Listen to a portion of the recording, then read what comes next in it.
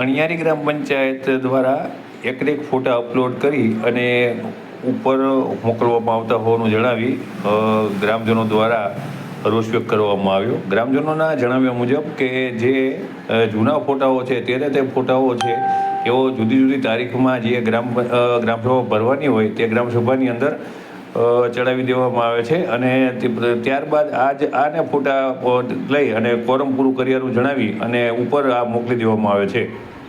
મારું નામ રાજેશ ડાભી છે, સામાજિક આગેવાન છું। અણિયાળી ગ્રામ પંચાયતમાં છેલ્લા ઘણા સમયથી ગ્રામ સભા કરવામાં આવે છે।